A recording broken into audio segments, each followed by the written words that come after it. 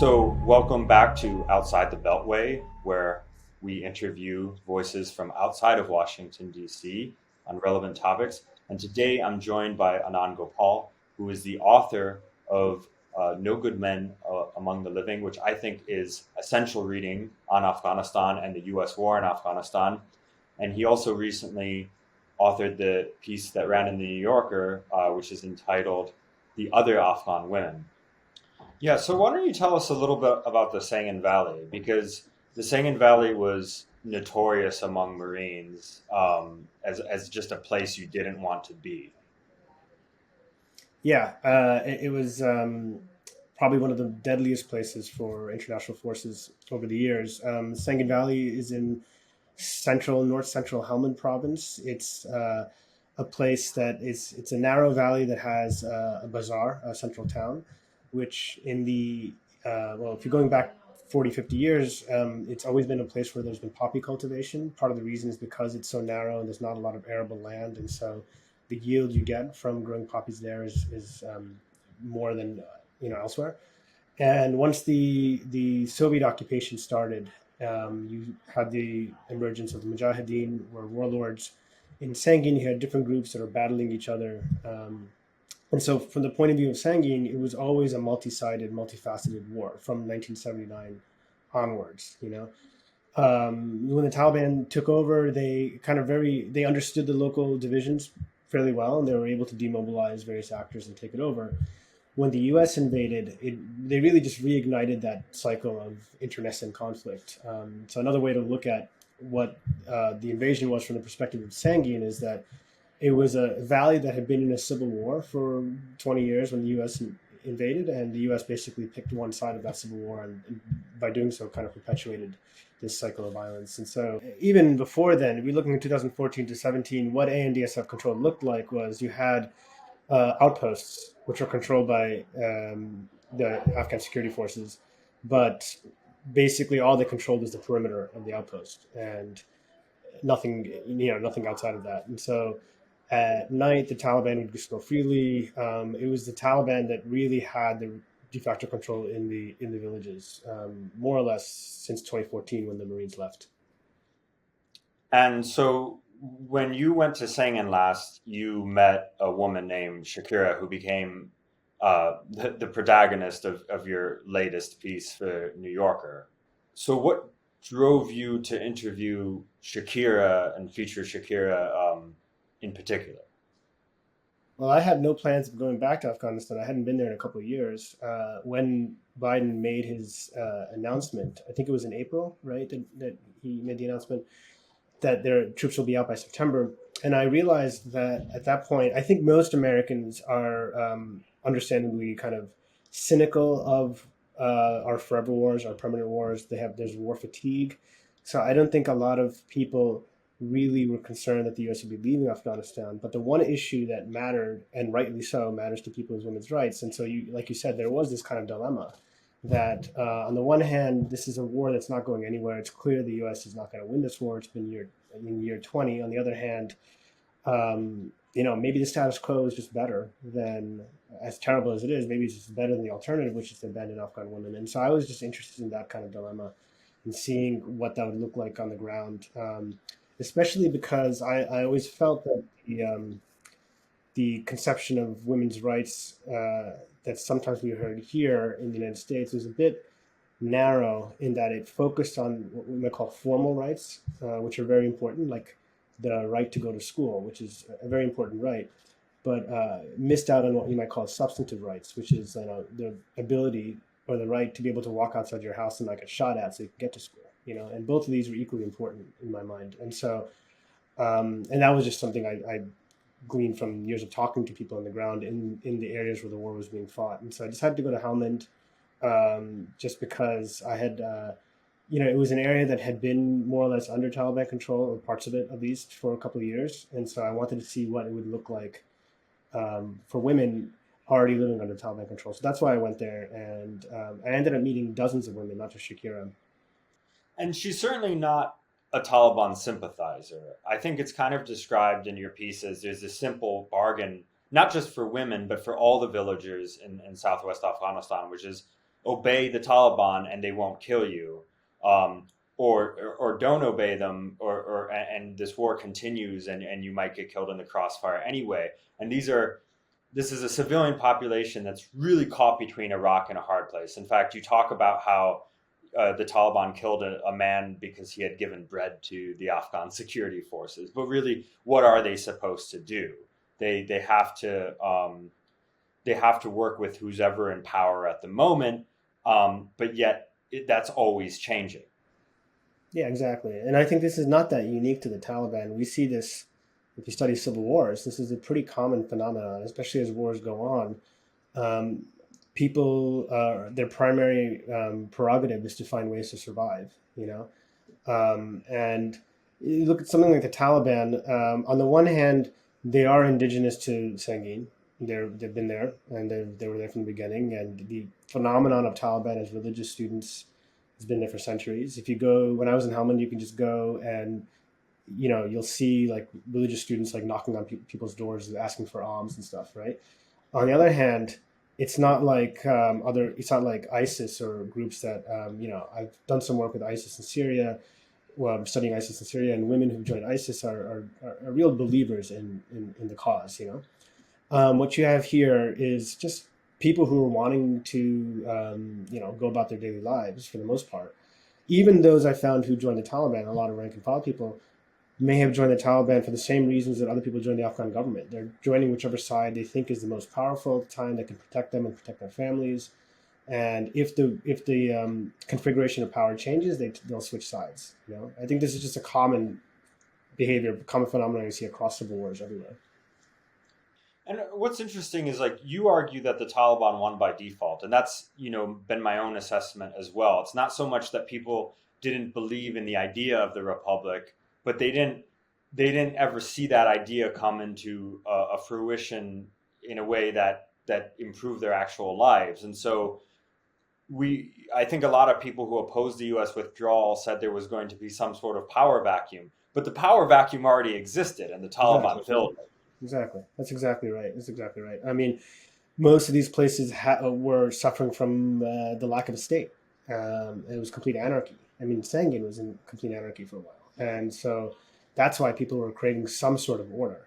I found across the board, I didn't find anybody. I never really, outside of like elite in Kabul, maybe some places in Bamyan and others, I really haven't found a constituency that really supports the Afghan government. And there's some places, maybe in Kandahar and Helmand, a few places outside of that, or really any constituency that supports the Taliban either. It's people just want some kind of order. And the Taliban provided that order, even if it came at a high cost in terms of personal freedoms. Yeah, I mean, well, for women in Sangin, it's not like they were living in great personal freedom to begin with. I mean, the amount of social strictures against women's freedoms in Sangin is pretty extraordinary, and this is predates the Taliban, and not just Sangin. This is across southern Afghanistan, and so the kind of calculus people have there is different. Now, the problem comes when you see the Taliban. I think is really like a reflection of a particular type of particular set of norms that exist or have existed in the southern Pashtun village in Kandahar and Helmand for a long time.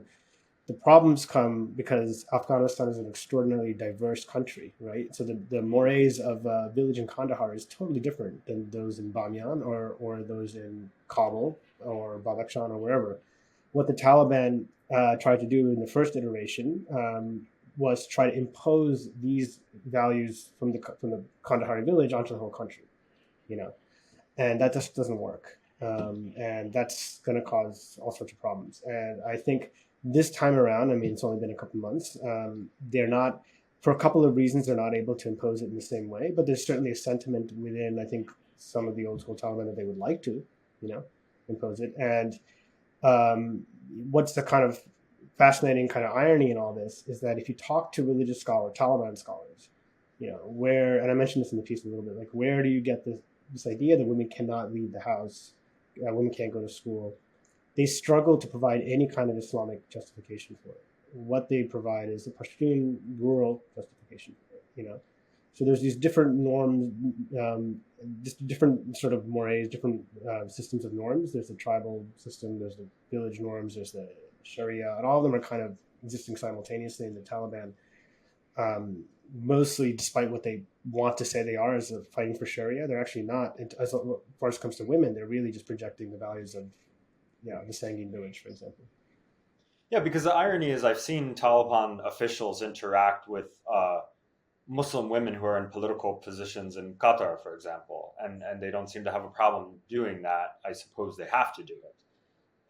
And what you're really describing is that the Taliban's Islam is kind of a syncretic version of the faith that is combining um, Islam or parts of Islam with these Pashtun tribal values that in some cases are far more rigid than uh, Islam itself, especially when it comes to gender.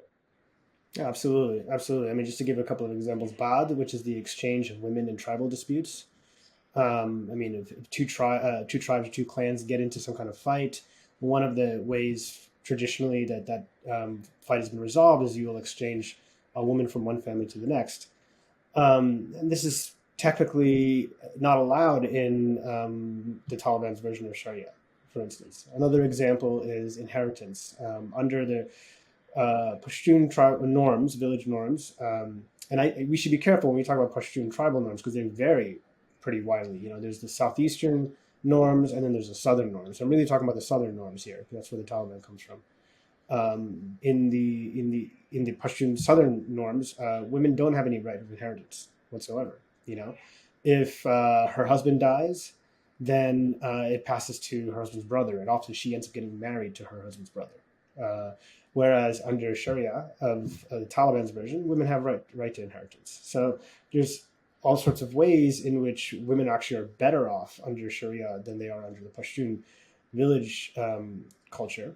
And yet, despite that, what the Taliban are at the end of the day is a kind of conservative expression of Pashtun village culture for the most part. And I think that points to a way forward to try to engage with the Taliban to push them towards greater inclusivity, because you have to push them towards taking seriously the very things they say their religion allows for women, which they haven't done so far.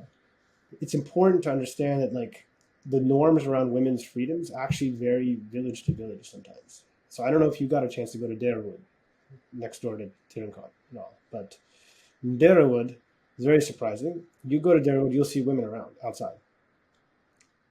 It's because culturally, historically, in Derawood, women have had the right to or the ability to go outside.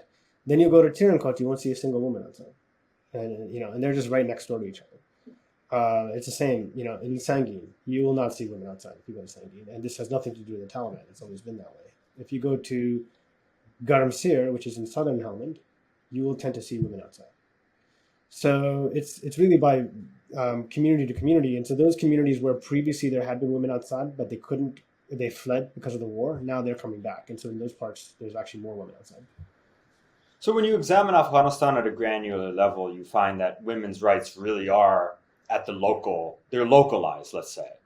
But what do you think the value is of those de jure rights, or of those? What do you think the value of those normative legal rights that are enshrined in the 2004 Constitution and that were upheld, at least in principle, by the Afghan government that we supported for so many years? I mean, is there a value to that, even if it doesn't, even if it's not applied to all of Afghanistan's women in reality?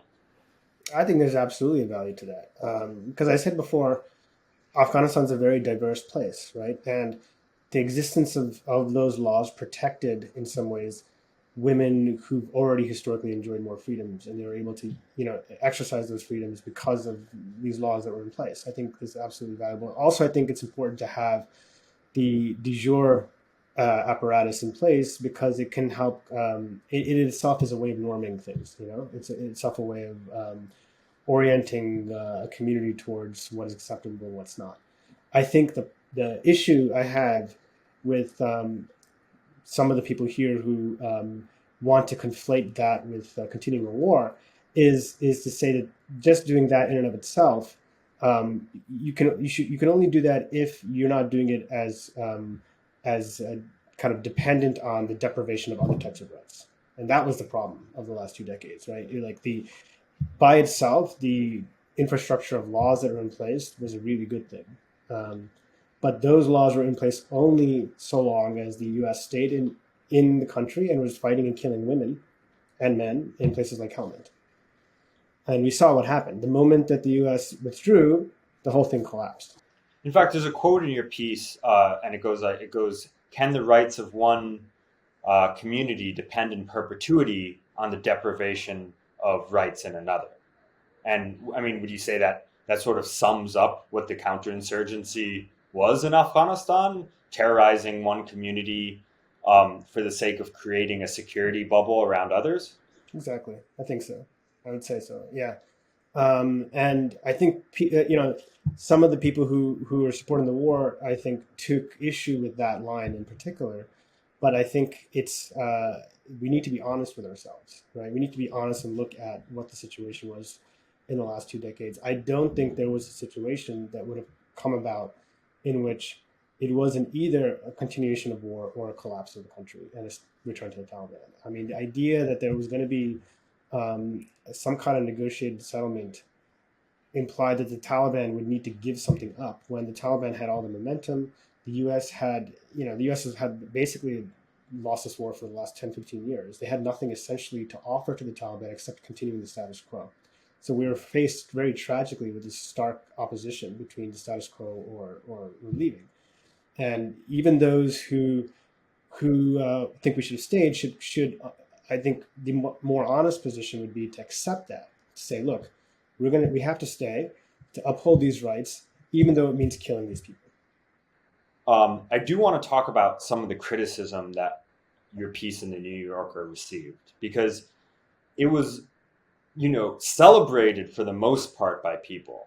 And what was interesting about this piece is that I saw people from across the policy spectrum praising it. People who thought we should never leave and people who thought we hadn't left soon enough. I think plenty of people might watch this and say, well, here's these two American men in New York City who get to have this intellectual conversation about Afghanistan and women in Afghanistan. And at the end of the day, we get to enjoy all the rights in the world. And I think there's a certain privilege to that. And is there a risk in highlighting a story like Shakira's that it will be misused? Well, I think you actually, coming you said earlier, I think you hit the nail on the head, right? Let's suppose that, okay, there's this regime that brings rights to some and imposes terror on others. And now the U.S. is left and it just inverts the whole thing, right? And let's say for argument's sake, that's exactly what's happened. That is actually my ultimate point of the piece, which is that what the U.S. invasion has done is created a situation in which those are the only two alternatives. Neither alternative is a good alternative, right? But that is a condemnation of the American project in Afghanistan. And we need to understand what the American project is and to look at it squarely in the face, that there is no solution, the way America set up the post-2001 order, there is no solution that's just in Afghanistan. There is no solution that's just. And the way I think that we can fully understand that is to really kind of highlight the experiences of those who've been completely kind of ignored for the most part in this conflict. So that means it's the outcome of the U.S. withdrawing is a tragedy, right? It's a tragedy that the Taliban have taken over, and now you've just kind of flipped the script on this, right? What they should do, and this is not written for Afghans. Afghans are perfectly capable of talking and expressing themselves and articulating what they want for their country. This is written for Americans, for us to think about what our interventions overseas look like, and for us to maybe more deeply engage morally with the kind of underlying questions of American intervention. Yeah, it seems to me we negotiated a deal to leave with the Taliban, and I don't think the United States should be blamed entirely for the collapse of the Afghan government or the failure of the ANDSF to remain intact in the last couple months. But at the same time, we did know that there was a strong likelihood that what came about would happen, and yet we negotiated directly with the Taliban when it suited us, And now, basically, our government's position is, well, we're going to strangle Afghanistan financially, and so be it if the people of Afghanistan suffer in the process. They're essentially hostages to U.S. policy aims right now that are probably unachievable through the kind of, I'm going to call it economic warfare. We're transitioning from a hot war to an economic war. Yeah, absolutely. Absolutely. I mean, some of the photos I'm seeing now coming out of Helmand province of childhood severe acute malnutrition. I mean, it's just horrifying. The stories of parents having to sell their children. If we want to talk about women's rights, nothing's more ruinous for the freedoms and rights of women than economic destitution, leading to people being forced into trafficking, sexual work. I mean, there's so many horrific kind of outcomes to this. And yes, they're being held hostage to American policy aims, but they honestly, I think they've been held hostage to American policy aims from the very beginning. This is, to me, the root problem of it all. I mean, even the collapse of the ANDSF, I mean, they fought in the way that we designed them to fight. I mean, this is what we created. They were leaned on air power and contractors. The Taliban don't rely on contractors or air power, right? The U.S. military is organized around contracting and air power because partly they use the Rumsfeld doctrine, one having a light footprint, wanting to kind of immunize Americans from the reality that there's a war being fought. They don't want body bags coming back to the United States. There's a lot of reasons, right, why like U.S. policy and U.S. war fighting has changed so dramatically since the 90s. And that's how we created the Afghan army, kind of created it in our image, as it were, right? We could hardly fight a war very well in that way. And now, now then after April, May, when the contractors left, the air power left, why would these people fight? What do you think is the one or two single most important things that the U.S. government could do in the next 6 months if it truly wants to turn the page on Afghanistan? First and foremost, it should unfreeze the money. And there are all sorts of mechanisms in place that you can get. There's 500,000 public sector workers, right, teachers and healthcare workers, etc., who haven't been paid since June. If you have concerns about this money going to the Taliban, most of these people have bank accounts, or there are other mechanisms in which you can have this money go directly to the public sector workers. First and foremost, to bypass the Taliban government. There's a liquidity crisis. There's just physically not enough, bills in the country. The U.S. used to fly money every month to the country to support the central bank. There's all of these things that they can do pretty immediately, and that's one important thing they can do. The second thing is if this U.S. was serious about women's rights in Afghanistan and not just using it as a way to justify their continued military presence, I think there's a way to engage with actors in Afghanistan to try to help promote women's rights that isn't just simply hectoring and saying you need to support women's rights, but like, for example, as I alluded to earlier about there's a kind of diversity of opinion inside the country. There are Islamic figures. I mean, Fatima Galani, for instance, who's a very well respected Islamic figure, also has great ideas on how to include women in public life, but she's able to articulate these views within a language that is sensible to the Taliban, who, whether we like it or not, are the de facto authorities, right?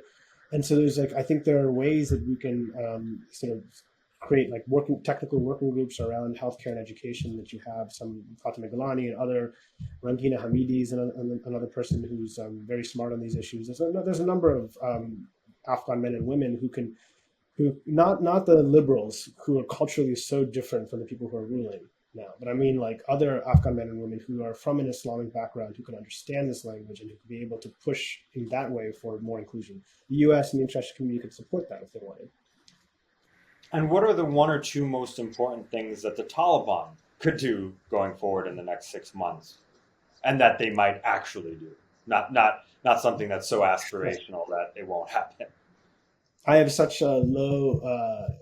I mean, expectations that I think anything I say would be very aspirational. But I mean, the big problem with the Taliban is they have survived basically by just acting as like the negative of what they're opposed to, in the sense that they're not like they're just not the U.S. military or the warlords. That's all. That's their only claim to fame. And then they'll do some they'll have courts, legal courts in their areas. But they've had almost no services whatsoever. Almost all the taxes they collected in the 15 years that they were a major military force went towards the war effort. Almost none of the taxes went towards trying to make the lives of Afghans better. And they were the most effective tax collectors in the last 40 years since the Taliban, right? None of that went to anything but fighting the war, right? That whole tax collection apparatus is still in place. Let's see them actually put it into use and use it for the benefit of Afghans. In other words, let's see them actually act as a government, as a not as a military organization that has a political wing. And so far, I haven't seen that. I've seen them still be a military organization that's a political wing. In the first weeks after their takeover, there's just a lot of jockeying for positions, for spoils. Treating the state as if it's kind of itself as a type of spoils. And people are fighting over getting different ministries, all this other stuff. It's time for them to actually be responsible. And the other thing is, I mean, this is probably aspirational, but they should recognize that Afghanistan isn't the same thing as some village in Sangin. It's it's an extraordinarily diverse country with different norms. Of course, Islam is one norm that unites everybody, but they have very different conceptions. Whether you go to Kabul or Helmand about a woman's role outside the house, right? They need to learn that if they're going to survive, they have to respect the local traditions of the different places they're ruling in, and not try to impose one view on everybody.